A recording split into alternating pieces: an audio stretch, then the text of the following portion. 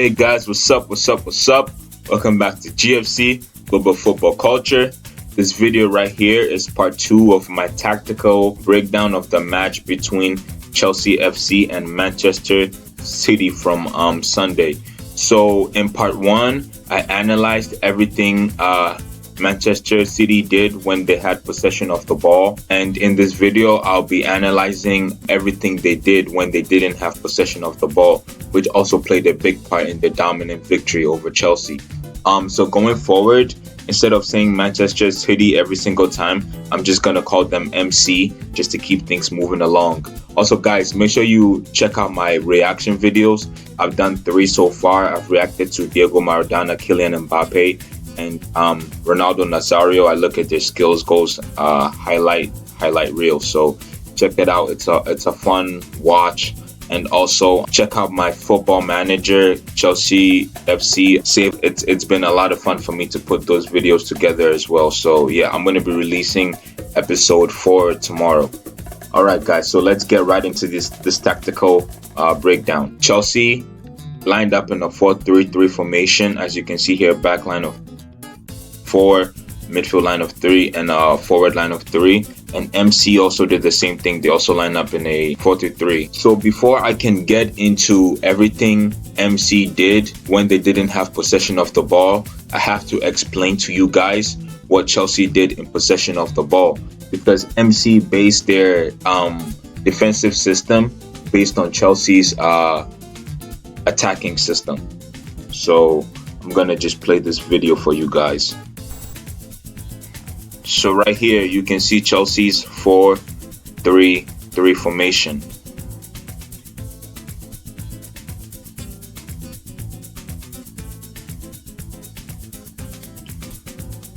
So as I've paused this video right here, this shape you see here, this is how Chelsea played in their build-up phase. So when they were basically playing the ball out from their goalkeeper, the goalkeeper would try to get the ball out to the center backs. So it was the 2 center backs, and then the full backs, Azpilicueta and Chilwell, would move up into the midfield line to make a line of 5.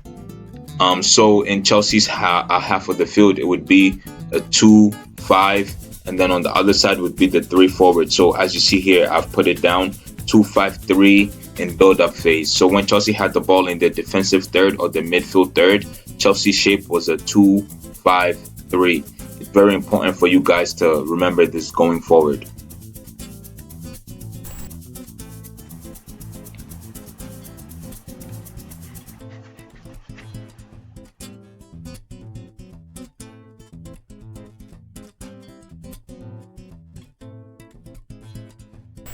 Okay, and the shape you see here is Chelsea's shape when they were able to get the ball into the attacking third. So after they've worked the ball from the defensive third to the midfield third, then into the attacking third, the shape would go from a 2-5-3 to a 2-3-5. Because what would happen, Chelsea's plan was to have the fullbacks get nice and high when Chelsea would have the ball in the attacking third. So then you would have the wingers also going a little deeper into the field, and then the fullbacks would take up very wide positions to make the forward line of 5. So here you have Chelsea's attacking phase. So it's a 2-3-5. This is also known as the pyramid formation. Okay, so like I mentioned to you, the Chelsea's 2-5-3 in the build-up phase is really important for this video. And so this picture here just kind of shows you this 2-5-3. Here you see the midfield line of 5 I was telling you about. So this is Azpilicueta, the right back. This is Kovacic, the right central midfielder. N'Golo Kante, the defensive midfielder. Mason Mount, the left central midfielder. And this is Ben Chilwell, the left back. And then behind them here you see Thiago Silva, the left center back. And then Kazuma is out of the picture here, but he was the right center back.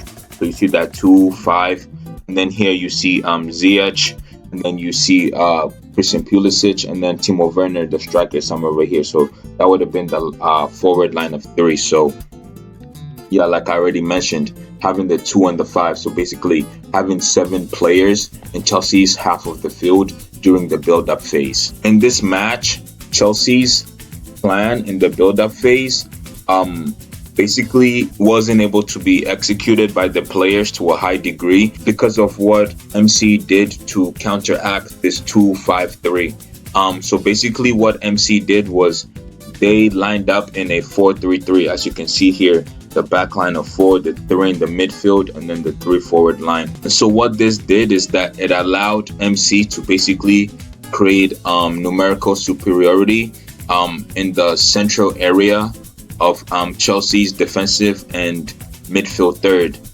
So you see here it's 6 MC players versus Chelsea's 5. So because what Chelsea like to do is get the ball from the goalkeeper to the center backs, and then the center backs, their first option is to find either Kante, the CDM, or Kovacic and Mount. But because of how MC set up, it was very hard for the center backs to get the ball out to the 3 central midfielders. So the only real option was to get the ball out to the fullbacks, Azpilicueta and Chilwell. But then what would happen is that on each side, MC's center mid and winger would go out to press the fullback if the ball went to the fullback, and you guys would see that later. So like on this side, it would be Gundogan and Foden would press Azpilicueta if the ball went from the goalkeeper or center back to Azpilicueta. Then on this side, Bernardo Silva and Raheem Sterling would press Chilwell if the ball went out from the center back or the goalkeeper to Chilwell. And basically this stifled Chelsea's build-up play and structure, and basically limited the amount of times Chelsea was able to transition from this build-up structure into the attacking structure of the 2-3-5. Okay, so here again I'm showing you guys the 4-3-3 high press that MC used, and here you can see Foden and Gundogan picking up Kovacic. De Bruyne and Rodri have Kante, and then Sterling and Bernardo Silva have Mason Mount.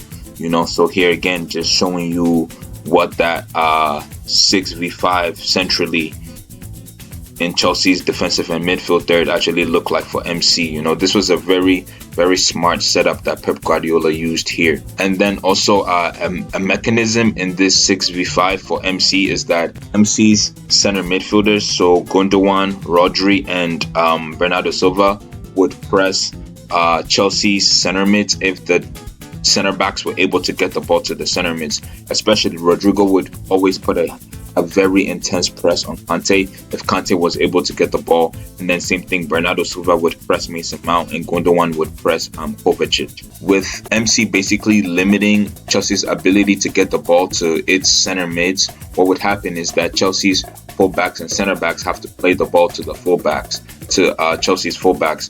So here you see Edouard Mendy, Chelsea's goalkeeper, has played the ball to Ben Chilwell, and then what's happened is that Raheem Sterling and Bernardo Silva have left marking Mason Mount to go put an intense press on Ben Chilwell. Then you see it here again. This time it's Kurt Zouma. He can't play the ball to any of these guys because they all have 2 guys marking them. So Zouma has no option but to play to Chilwell. And then what happens is that as soon as the ball leaves Zouma's foot towards Chilwell, you see here again Sterling and Bernardo Silva, they leave Mason Mount to go put a press on him. So what that did pretty much is that with the press, it meant that the fullback of Chelsea couldn't do much except for pretty much play the ball down the line to the striker Timo Werner. And what would happen is that even though Timo Werner is really, really fast, he would end up in these 2v1 situations against MC's 2 center backs. So then he was automatically at a disadvantage. MC's 4-3-3 press made it very hard for Chelsea to move the ball from the defensive third to the midfield third and then into the attacking third in an effective manner. Another result of MC's use of the 4-3-3 high press is that it basically forced Chelsea's attackers Ziyech and Timo Werner, and also Pulisic, even though he's not in this picture, to drop deep into Chelsea's half of the field to try to pick up the ball. The 3 forwards are supposed to stay in MC's half of the field, but because Chelsea's center mids and fullbacks can't really get on the ball and transition the ball into MC's half of the field, it meant that Chelsea's attackers would have to drop into Chelsea's half of the field. Basically, it's like all of Chelsea's players are sitting in their half of the field, and MC can even move their backline even higher up to, to contain Chelsea. The setup from Guardiola was expert. Okay, so on the few occasions where Chelsea was able to get the ball into MC's half of the field and basically establish possession of the ball in the attacking third. So basically when Chelsea was able to set up this 2-3-5 formation, as you see here, with the fullbacks nice and wide, high as well, and with the wingers Ziyech and Pulisic tucked into the half spaces, what MC would do is that they would transition from that 4-3-3 high press into a 4-5-1. As you can see here, the back line of 4, the midfield line of 5, and then De Bruyne as the one lone striker. So this was a very compact shape that didn't allow Chelsea's midfielders to play the ball into the half spaces to Ziyech and Pulisic. MC was able to congest everything in the central part, and then it basically forced Chelsea to have to get the ball to the fullbacks. We had the 4-5-1 MC used when they were really deep in their own half in the defensive third, stifled Chelsea from being able to create any real attacking opportunities of note. So here, just to show you guys what that 4-5-1 looks like on the field, here you see Chelsea have established possession of the ball in the midfield third of the pitch. And so you see MC have dropped from that 4-3-3 high press to a more defensive 4-5-1 shape. You see here this is the right back João Cancelo. This is John Stones, the right center back. So Ruben Diaz, the left center back, and Zinchenko, the left back, are out of this picture. But basically, they would have completed that back line of 4. And then here you see the midfield line of 5 here of that 4-5-1 is here, and then you see Kevin De Bruyne here sitting in front of Kante, limiting the option for Thiago Silva to basically play the ball out here to Kante. So he has no option but to play here. So MC also using this 4-5-1 shape, they were able to basically force Chelsea to get the ball only out wide. They really didn't allow Chelsea to create much centrally. Another mechanism MC used out of possession in this match was that they would put a high press on Edouard Mendy, Chelsea's goalkeeper, anytime he would have possession of the ball in his own box. So here you see Kevin De Bruyne with an intense high press on Mendy. And then also anytime MC lost the ball for like the first 3 to 5 seconds after they've lost the ball, they would counter press Chelsea in order to recover the ball. So counter pressing is basically when you lose possession of the ball, you immediately press whoever in the opposition has just won the ball from you in order to regain the ball as soon as possible. So here you see, for example, during this phase of the game, Chelsea had basically won the ball off MC, and then I think Kante was able to play a pass into Ziyech. But then what happens is MC go right into the counter press.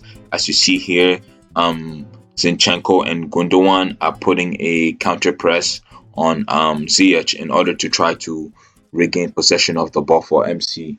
And so MC's defensive structure, how they played out of possession of the ball, was very dominant, and it, like I said, it stifled Chelsea's build-up play. It didn't allow Chelsea to create any real attacking opportunity. The only time Chelsea was able to create anything of note was very late in the game, as you can see here, 91st minute. This is when Chelsea was able to score their sole goal of the match, and it was basically the only time I can remember where Chelsea midfielder, in this case Kai Havertz, when he came into the match, was able to make a run beyond MC's back line. Pulisic was able to play a nice pass with the outside of his foot as a through ball for Kai Havertz, and then Timo Werner and Hudson-Odoi were able to make runs into the box. Kai Havertz put in a cross into the far post in the box, and Hudson-Odoi was basically able to just tap the ball into the net. So that was Chelsea's one goal of the game. So, even though Chelsea got a goal, it was so dominant from MC, both in possession and out of possession.